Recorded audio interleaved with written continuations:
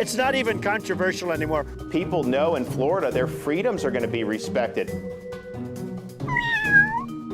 Miranda, hello.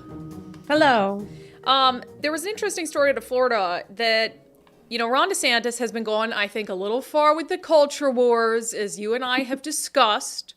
Yeah. But he had pushed back against some language in social studies textbooks, and it seems like some of the publishers of those textbooks have relented.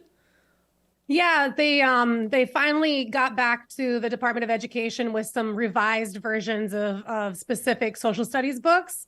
They finally accepted 66 out of 101 books that were presented to the Florida Department of Education.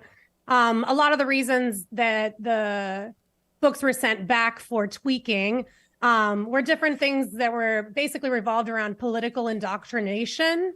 One of the books had mentioned, a middle school book had talked about the George Floyd incident. Some of the other books just kind of were asking parents to talk to kids about the George Floyd incident and Black Lives Matter.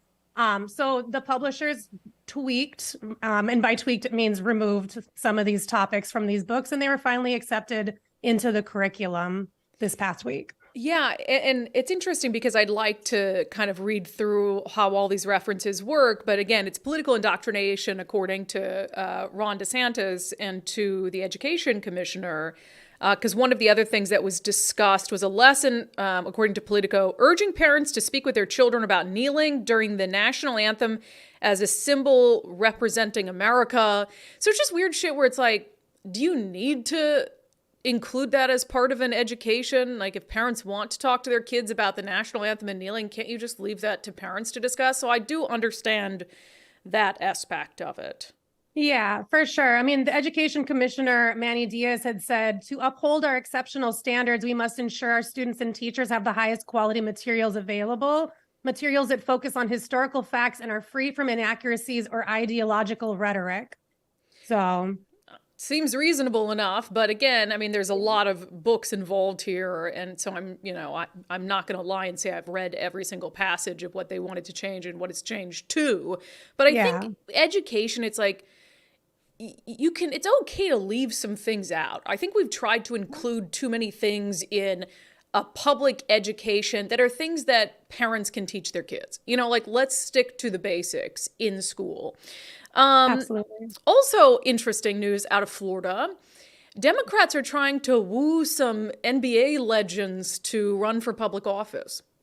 Yeah, some Democratic donors are hoping to recruit NBA legends Grant Hill and Dwayne Wade to run for Senate, basically in an attempt to get some more popular names out there to make sure Rick Scott doesn't win next election cycle. I think they're reaching. I've never really heard either of those two people talk about wanting to get involved in politics. And it doesn't seem like this is the actual Democratic Party itself that's reaching out to them, but it's a lot of the donors and people that are financially supporting the Democrats. They're trying to gain a little more control over Florida with some celebrities. Win the next generation. Now, this might be a really ignorant question. Nicole, you might end up having to Google this for me, although I'm sure Nicole will know. Isn't Dwayne Wade still playing basketball? See, Nicole didn't know either. Miranda, do you know? No, I don't think so. I'm not a big sports person, to be honest with you, but I don't think that Dwayne Wade's playing anymore. Nicole's she's over there Googling. I think he's too old, but let me see. I mean, not too old, but I think he's... I can't let you go, Miranda, until we settle this. People on the No, live it's chat fine. I should like, know because I literally live like a few miles from Miami Go Heat. to Wikipedia. Does it say he's a current player? Hold on. We're literally pausing the show until we figure this out, because if he's... I don't remember him retiring. Former professional basketball. Okay. Thank you, Nicole. Yeah. All right. Well, I guess then, that makes sense. So, I mean, it's interesting because, like, I think when you're that wealthy and that famous, like, why would Dwayne Wade want to go to Congress? Yeah. And also, this kind of just to me, it also kind of is like the Democrats kind of laying all their cards out and be like, well, we got nobody else. So let's just reach into the celebrity pool and see who we can pull out of it. Which kind of sucks. I mean, there's got to be some really well qualified politicians, both Democrat and Republican, that they should be putting a little bit more focus on. But We'll see if either of these people actually take any interest in the offer when Yeah. the time comes. Nicole, did you have something to add? Well, you might have said it, but he has a transgender daughter, and he's gotten very involved because they left Florida because of it. Oh, I didn't know that. Yeah. Learning all sorts of Yeah. things about Dwayne Wade. Well, that's Yeah. interesting. Well, I don't know. Miranda, we will see. Thank you so much. You're very welcome.